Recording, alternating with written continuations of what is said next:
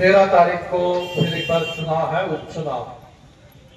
ये सीट आपने उसी दिन तय हो गया था जब 4 तारीख को उदामा जी यहाँ से सांसद बने और मोदी जी के घमंडी मंत्री को आपने 10 साल बाद वापस घर भेज दिया।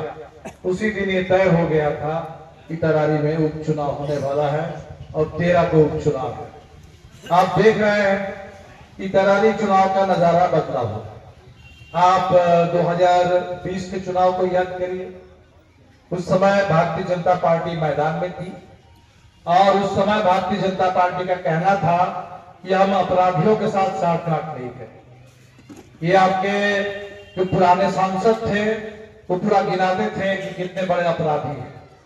और आज जब यहां से माले की जीत हुई है, जब मोदी जी का बहुमत जनता ने छीन लिया दिल्ली में, किसी तरह नीतीश जी के समर्थन से, चंद्रबाबू नायडू के समर्थन से उनकी सरकार चल रही है, तो वही भारतीय जनता पार्टी है जो फिर एक बार साफ साफ अपराधियों के साथ साठगांठ करके अपराधी ताकत के बल पर आप पूरे तरारी से लेकर के पूरे बिहार पर कब्जा करना चाहते हैं। अब इसी दौर में जब हम लोग नीतीश जी को याद दिला रहे हैं कि आपने जो गरीबों से वादा किया उसको पूरा करो।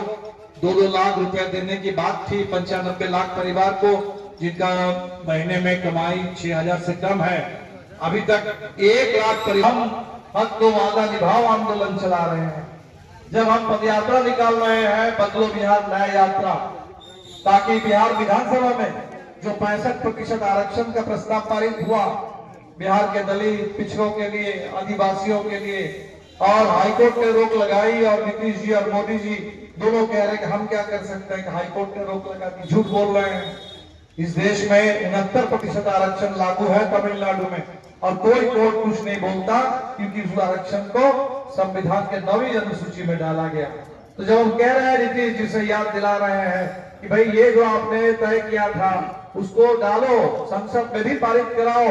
ये जो बिहार का 65% आरक्षण विधानसभा से पारित हुआ संसद में पारित करके उसको बाबा साहब अम्बेडकर के संविधान के 9वीं अनुसूची में डाल दो। तो उस समय कुछ नहीं करते हैं, लेकिन इस समय अपना एजेंडा लेकर के आए। भूमि सर्वे, स्मार्ट मीटर। भूमि सर्वे का मतलब हमने नवादा में देख लिया। नवादा में 15 एकड़ जमीन पर 80 घर दलित 60 साल से बसे हुए हैं और उन घरों को आग में आग के हवाले कर वहां से किसी तरह जान बचा करके लोग भागे। अगर सोए हुए स्थिति में अगर लोग होते तो कितना बड़ा जनसंहार हो गया रहता नवादा में। और ये सब कुछ गरीबों को जमीन से बेदखल करने के लिए। ये स्मार्ट मीटर हमारे साथी संदीप सौरभ जी ने विधानसभा में मांग उठाई कि भाई बिहार में इतनी गरीबी है तो बिहार के गरीबों को भी दिल्ली की तरह, पंजाब की तरह 200 यूनिट बिजली फ्री में मिलनी चाहिए। और नीतीश जी ने उल्टा काम किया, फ्री में बिजली देने के बजाय स्मार्ट मीटर ठोक दिया।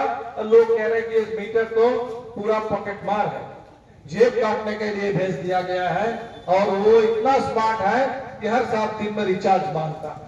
आप बताइए। और इसीलिए हम लोग जब इस मुद्दे पर बात कर रहे हैं तब आप देखेंगे कि गिरिराज सिंह बिहार में त्रिशूल लेकर के यात्रा निकाले। बच्चे स्कूल की बात कर रहे हैं और भाजपा के नेता त्रिशूल की बात कर रहे हैं। अपराधियों को आगे करके चुनाव में आ रहे हैं और इसीलिए तरारी के सामने ये बिल्कुल फिर एक बार आपको चुनना है। तो एक तरफ कॉमरेड राम नरेश राम की परंपरा है। जब तरारी विधानसभा नहीं बनी थी, सहार था, लगातार 95 से 2010 तक राम नरेश जी आपके बीच में थे, आपके विधायक के रूप में। और आपको याद है वो जो परंपरा हमारे साथियों ने अपनी कुर्बानी से स्थापित की, आज उसी को फिर एक बार तहस नहस करने के लिए और यहाँ फिर एक बार सामंती ताकतों का दबदबा, सांप्रदायिक हिंसा का माहौल बनाने के लिए, अपराधियों का मनोबल बढ़ाने के लिए भारतीय जनता पार्टी ये साजिश रच रही है। और इसीलिए चुनाव हमारे सामने बिल्कुल हमें फिर एक बार फैसला सुनाना है। और हम जानते हैं कि 13 तारीख को मशीन में भी 1 नंबर पर ही है राजू जी का नाम। उस 1 नंबर पर आप 13 तारीख को इतना जम करके झंडे पर 3 तारा पर वोट डालें ताकि इस बार नया रिकॉर्ड बन जाए यहाँ से और रिकॉर्ड मतों से जीत करके जाए। और ये भाजपा वालों को पता चल जाए ये चाहे वो योगी आदित्यनाथ हो, ये गिरिराज सिंह हो, ये सारे लोग जो आकर के यहाँ पूरे हिंसा का माहौल बनाना चाहते हैं, गरीबों को डराना चाहते हैं। सुदामा जी सांसद बने हैं और इनको बच नहीं रहा है, और इसी तरह से किस भाषा में बात कर रहे हैं जाकर के। जनता ने राय दिया है, जनता के आशीर्वाद से, जनता के समर्थन से तरारी के विधायक सांसद बने हैं, और इनको लग रहा है कि भाई ये गरीबों का मनोबल बढ़ जाएगा। और इसीलिए साथियों, इस चुनाव में आपके सामने ये बड़ी जिम्मेदारी है। पूरा इंडिया गठबंधन साथ है। 4 विधानसभा सीटों पर उपचुनाव है। यहाँ बगल में आपके रामगढ़ है, शाहबाद के इलाके में। आप गया में चले जाए, वहां बेलागंज है, इमामगंज है। तो ये जो 4 सीट पर चुनाव हो रहा है, ये चारों सीट पर हमें बिल्कुल इस बार जीत दर्ज करना है।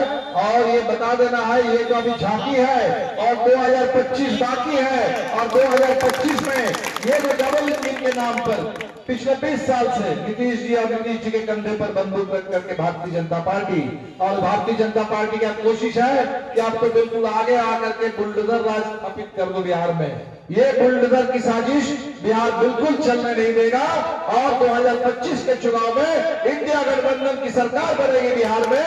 और जो गरीबों के एजेंडे पर हमने कहा कि बिहार में काम होना चाहिए, गरीबों के मान सम्मान की गारंटी होनी चाहिए, रोजगार पर बात होनी चाहिए, जो दिशा हम लोगों ने तय की, दलितों पिछड़ों को ज्यादा आरक्षण मिलना चाहिए, बच्चों के लिए सरकारी स्कूल और बड़ी संख्या में हमें स्कूल खोलने की जरूरत है। इस रास्ते पर बिहार को ले जाने के लिए बाबा साहब अम्बेडकर के संविधान, उस संविधान के रास्ते पर बदलाव की दिशा में, इंसाफ की दिशा में बिहार को आगे बढ़ाने के लिए